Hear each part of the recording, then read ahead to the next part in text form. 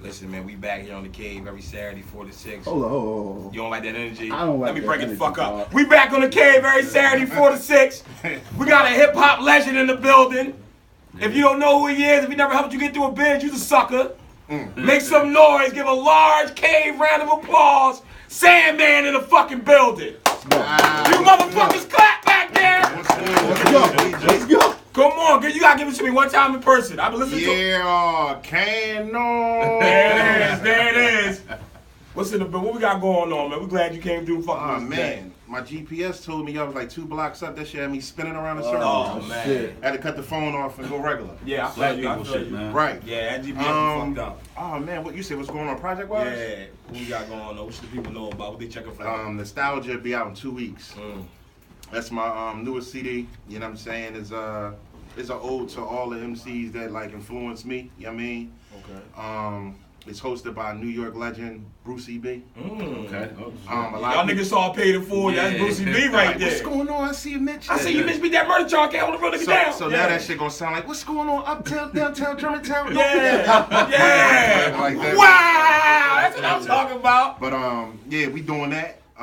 It's also co-hosted by my man Ace McCloud. You know what I'm saying? Shit, man. What else? Who we got featured on there? Oh shit, I got a Said he had joint. some surprises. I got a You know joint what with he's I got a joint with Trick G's and JoJo Capone. That's Detroit. Oh, Detroit, Chicago. Yeah, that's heavy. Yeah, that's heavy. I got a joint, a Would Bay you John with my send man an Mr. email out to the Fab. biggest goons in the world. My niggas, Yeah. I made some good friends on the road, man. When I was doing the re-up thing, like, Listen, you know what I'm saying. I made some listen. good connections, man, and I learned on tour that rap cipher shit be for real. Yeah. Niggas was running out of bars. I wasn't, so I made a lot of You friends. know how They like Philadelphia rap niggas. MCs You know what I'm is. saying? So we got did the best that. Bars. Yeah. Ain't no doubt about that. So who else? I got you know, I did the Philadelphia self-destruction. It's called Destructing Self. That's me, Cree, Vodka, Santos, Shelly Ann O'Neill Ross, my sister Housewife, Leek Moss, Sonny Black from 9 Brigade, journalist. Oh, Yeah, heavy shit. rotation on Yeah, that. that shit heavy. That's heavy. That's Yeah, it's, that's it's a legendary. positive record too, though. Yeah. That's the thing about it. Like, you know what I mean? Telling niggas to chill out a little bit. So it seems like definitely what's going on in the country is affecting your music right now. Can you talk about that a little bit? I always been non-dickheadish. Okay. You know what I'm saying? Like it really did. Yeah, real shit. It That's a don't. hip hop quotable right there. It don't really take a whole lot of, you know what I mean, everybody getting killed and, you know, all that. You know what I mean, for me to speak sense. You know what I'm saying? And then we rap about so much other shit. You gotta balance it. You know what I'm saying? Like, it ain't but so much you can pimp, talk about the cars, the coke used to sell, like, you grow. You know what I mean? And some of these like with the current events, that shit definitely need to be touched on. So as far as that specifically, yeah, the self-destruction shit, that was just something I felt like we needed, you know what I mean? And again, the project is a nostalgia. So it started off as a freestyle. I was supposed to rap over that. I'm not doing that. There's too many dope niggas on the record. Okay. Philly, you know what I mean? We don't hide in the shadows of nobody. At all. So I said we gonna get original beat. And old head produced the EQ Philly from Illadelph Styles that did the movie Concealed Habitat and all that. So that's what brought about the whole Black Ignorant Shatters. Yeah, Black Ignorant Shatters came from the bullshit that I can't get away from on TV. Yeah, that's with the hoodies and all that. You got the Yeah. Philly facts, Yeah. Trump facts. The Philly facts and shit, that's just some fly shit. But then I realized, damn, we could take that and put it on another scale. So now we got the 13 facts, the Trump facts. I was just telling we getting ready to do a Shout out to my Brown. yeah, my Brown in the building. Truck, I see you too, Cannon. Truck North, You definitely know, in the salute. building. Yes, sir. Yeah, you know, we just want to bring some awareness to some things. So with it being Black History Month, we got the Malcolm X shirt, and it's just heavy. I call my clothing line the first informative apparel line because every time you see it, it's gonna be some shit that they not gonna teach our kids or people in school. You know what I mean? And niggas ain't looking this kind of shit up online. So I say, damn, the easiest way to touch niggas is the music and the clothes. That's how the true hustler So shit. we give them some shirts, some hoodies, Where and can we then get a that at? song to make it, pop off. Where The can we get that website is check? being under construction Okay. now.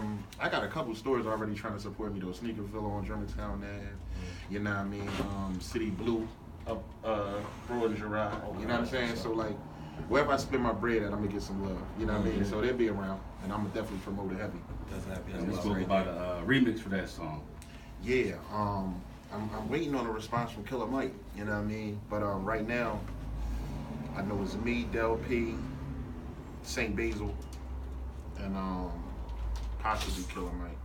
I don't got no limit. Like, I like a song like that have 8 verses on there. If everybody can do 12, you know what I'm saying? Yeah, because, you know, let's just talk about it. You know what I'm saying? It's interesting to hear niggas who can rap talk about shit outside of what they normally rap about. You been one of the probably few Philly MCs that actually put the footwork in. You've been all around the world. Right. You was part of one of the illest rap groups ever, Re-Up Gang. Right. I believe y'all dropped the top 3 mixtape of all time. Right. Shout out to everybody. We Gotta Achieve Volume 2. Yeah, Volume 2 was hard. And I like Volume 2 the best? Yeah, that was Volume 2. Yeah, you like 3 on all the way through. You like 3? 2 had niggas knowing there, right? Yeah. Yeah, that was my favorite too. 2, that was hard right there. 2 was the best job. We worked that motherfucking shit together. We was together. We grabbed that motherfucker. 2 was hard. Yeah. I mean, it went for me. It was like Malice, one of my favorites, and it was Sandman. Yo, Malice is the old wise man. Yeah, I need to check out that documentary on Netflix. I haven't watched it. That's heavy. Dog, I should have seen all that shit coming, man. Cause we was on the road. He used to be on the bus. Like my grandma. I read that in Double XL. You told that story. Yeah, my grandmom had got cancer on the road, like crazy, and you know, I was emotional as shit. That's my grandma, you know what I mean? Yeah. So I'm on the back of the bus in my bag, and then Miles come back there, and he like, you know, what's up with you? And I tell him, I'm like, you know, grandma got cancer. That nigga just broke down immediately, crying. Yeah.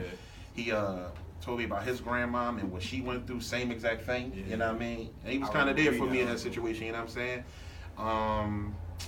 I remember him asking me, damn, no, he didn't ask me. We just talked about our grandmas. One of my grandma's favorite candy bars is the Mr. Good bar, the bitch like this big, right? So, bitch this big, right? So I said, said, king size. Right. So I told him, I said, yeah, you know, she loved them candy bars. And at the end of the tour, my nigga, he gave me 10 of them Jones. Remember it. And we didn't talk about that shit at least 3 months. Like, you know what I'm saying? So, like, you know, leaving Re-Up was definitely some business shit. You know what I'm saying? Like, you know, we got to get the money, man. I'm from Philly where we always come up on the short of the stick. Shout out for Meek Mills. Keep sitting them niggas dick and get that paper. I don't care what nobody talking about. Word. You know what I mean? But other than that, man, you know what I'm saying? What I was going to add you from that is how did that experience not only shit you as an MC, but also as a businessman hanging around them guys? You rubbed up with some of the biggest people in the game. I'm going to tell you like this. When I met Pusha, I was already 6 CDs in on Cannon's Inc., breaking my own artists, Cicero. At that time, I was dealing with Chango the Great, a couple other people, you know what I'm saying? So my niggas had names. So we had already knew everything that the Re-Up gang had to learn how to do, and not the group. Re-Up the business, meaning Pusha, and at that time, Tony Draper from Suave House was CEO in that situation. So when I started seeing simple shit happening, like we got 3 critically acclaimed CDs, me and Fader and Complex, and no videos, something up. Now something was weird. Somebody's dumb as shit. They dropped that I'm not album, trying to start right? that. You gotta be I'm an not idiot. trying to start no controversy, but something was weird about that single, and y'all not being on the single for that project. That single, and that was a dope album. That single had nothing to do with anything real. They did that on a whim, fucking around in Miami with Scott Storch. That shit had nothing to do with what we was doing. That shit seemed That weird, was though. the hair that broke the how they say it? The hair that broke the camel's back. I said, hold up, man. What the fuck is going on? Because they had already took the Columbia deal. We promoted on the internet, us four, me live in the clips, we promoted a Re-Up Gang album. So when it didn't happen, all of a sudden some shit came up about E1, Koch. Yeah. I'm like, where this It's better from? than nothing. You know what I mean? It's better be the blank, so I ain't gonna bitch They about it. it. Fishery at the time too, though. My nigga, we got I think a one deal, like a one-off with them with that album, and one video. And the video that we had was the shit that we wasn't in. Yeah. I couldn't respect it. Yeah, I didn't. I ain't understand So that. and then it really became business when I learned live, like, cause when I first went in it, I'm like, yeah, me and Live are from Philly. You know what I mean? It's us. You know what I'm saying? We the Philly hat. So when the business was going left and I ain't see it coming, and I'm like, Lava, what's up? I said, okay, this is a little deeper for him. Yeah. And then I had to peep that, like, damn, you was with these niggas a good 4-5 years before I met them. Okay. You understand? So now I'm not trying to pull you with me. I just gotta bust my move. You know what I'm saying? And there was no problem with that. So Lava bring you in that situation? No. Roscoe P. Cochain, free my nigga. Free Roscoe. Roscoe called me and told me Pharrell and Pusha wanted to get with me. One of the few niggas I seen heard of the clips on their own song. Yeah, he definitely did. I'm just keeping it all the way 100. Yeah, I tried to keep that alive. What I was going to say though, Roscoe told me that Pharrell was talking about me, and then Clark Kent, the nigga who actually mentored me, called me and was like, "Yo, this nigga Pusha just got into a fight with a nigga talking to me about you. You gotta come up here tomorrow." I'm like, "All right." So I slid up there. I got up there. When Pusha came out, he had like 5 CDs of mine in his hand, all from the crib, like all independent work. Yeah. So the nigga was like, "Yeah, I'm waiting on Pharrell." Pharrell walked in. I'm like, "What's up? What we doing? Cannon's Inc. Star Trek?" Yeah. Right. So from right there, I knew Pusha already knew this nigga he business savvy. Yeah, he you know trying what to I'm get saying? money. So I was like, he was like, man, I'd love to, but I cashed out. He said I signed 2 guys. I got Snoop and then a nigga Slim Thug, right? Yeah. Okay. So he like, you know what I mean? But Pusha want to start something, and I'm gonna be in the mix. And my whole conversation was like, I'm out, fam. Like, Ain't got time for bullshit. y'all been dead for 2 business-wise. See, a lot of niggas think when you acknowledge business in the light that ain't in their favor, you egotistical, you know it all. It's not that. A spade always gonna be a spade. This dude don't know nothing about that business. How the fuck I look like happily right then and there saying, yeah, let's do it, with no plan. Yeah. So what happened was, a couple weeks later, I was up at the old Bat Cave on 8th and Shelton. He slid up there. He was in another room. He was trying to wait for Lava to surprise me. I found him in there. Came in, he seen Jade, Ness, and everybody around. We working. He pulled me out the room. Was like, I don't know what we gonna do. Just come down to VA. Let's record some music. And that's what happened. And after about 3 records, I remember because we used to stay in Pharrell Mansion when we was down there. And the nigga Pusha was running through the house. I'm like, re-up gang. And this shit is echoing this big house. Like, I'm like, fuck is a re-up gang? You know what I mean? So Lava was like, yeah, you know, Lava is half-ass smile. Yeah. Too cool. You know, man. Yeah. Go on there. I said, all right, fuck. He sound just like that nigga. It was on. That's my bro, man. Like, a lot of people really wanted to Can I ask you the question? What up?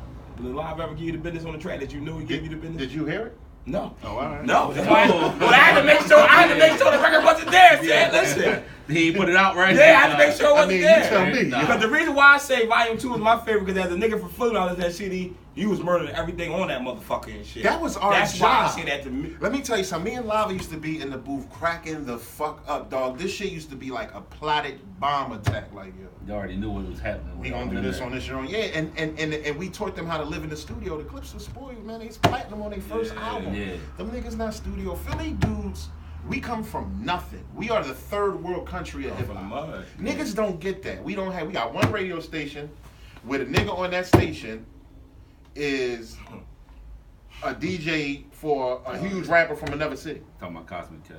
You understand what I'm saying? So, in my book, when you control the whole thing, you gotta want to be as strong as you could possibly be. You understand what I'm saying? You gotta create Voltron. I know for a fact, if I was, let's say I was Sandman and I'm selling 10 million records, right? And I lived in Detroit, and Detroit's #1 DJ was the Perfect Guy. If the Perfect Guy, instead of putting on for his city, came and signed a Cannon's Inc. and promoted my motherfucking vodka, that town is fucked. Yeah, that's real shit. You understand? When you say this, you a hater. Yeah. Get the fuck out of here. This is Fuck fact. outta here. You know what I'm saying? We don't have no. We don't have no. We shout out to Charlie Mack. I mean, I can't name all these managers and shit off the top. I've been around Charlie Mack. Outside of that, I don't know nobody that's diddy bopping and moving. All right. So Charlie Mack is the industry here. Yeah. One nigga. Well, it's like we always catch a short end of the stick being for Philly. I don't know. It seems that way. I don't know if we catching the short end of the stick. Is we taking the short end of the stick? If we don't recognize it? I think a lot of times we just happy to be there. I tell you what, Philly the home of internet radios. We are the biggest city when it comes to internet. Did y'all know that? I didn't know that. We have the most internet radio stations. Do you know that? The most. Now what? You know what I'm saying? We got to turn this shit into some money. You know what I'm saying? Yeah. Period, point blank. And I know a lot of niggas that produce, and you know what I mean, people got to come together. You know what I'm saying? That's one way to get in. I don't mean like 1 or 2 songs. I'm talking about like niggas need to sit down, formulate a plan. Is we Geo like that? I think we got to stop letting the sections of the I city didn't know divide Philly was us. Geo like that. I think Because it the is. niggas I write with be Think from so? everywhere. I think so. You know what I mean? Too Like, divided. I don't think it's divided section wise. I think it's divided hip hop wise. Like certain niggas don't fuck with certain niggas, and you know certain businesses don't want to do business with whatever niggas. I don't know. I know one thing. I got a lot of money from Interscope, but it ain't take me being friends with nobody. But that's not the attitude we need to have here. You know what I'm saying? Like it can be what was that fucking Slim Dog crew? Niggas came out of nowhere. Swish House. Come on, man. We can't do that. That's heavy. You know what I'm saying? So my thing just be like, I be pushing for the city, man, the best way I can, but I do see where we fall short at. You know what I'm saying? Like I can definitely see it. So when I was up there fucking with them, all this is in my mind. Like, yo, this shit got to count. And I was hot then. Like Cannons ain't ran shit at that time. Like, you know what I mean? The 2 Rough the Streets, everything was about us. So when I made that move, it pulled me away from Philly. Yeah. Some of my niggas thought I was forgetting about them. It changed shit. Like that dynamic became something I had to deal with. You know what I'm saying? So when I got back home and I looked up and it was like back to the drawing board, I was a little bitter about it for a minute because it was out of my control. You know what I'm saying? But I bust that move because I thought it would elevate me, the Cannons, and thus the city. Like if things would have went the way it was supposed to go, my nigga, Popped off. yeah, believe that. And I'd have made sure we all look good. That's what I do. Everything I ever did has been. No rapper from this town has ever gave me shit. Meaning, I've never been called to get on nobody. Song or project. Niggas that call me for the songs, but that's because I do it. I'm not talking about that. I'm talking about like I always just like pass off, and I'm here to be a service and help. Like my career has never been greedy. Okay. I started a showcase called the PCP, Philadelphia Competitive Performances. This shit became like, when I came home from them tours, you know what we had here? Open mics, and them bitches was rough. Niggas is coming in 30 deep, a piece, clapping for they niggas, bro. What no love. You know what I'm saying? I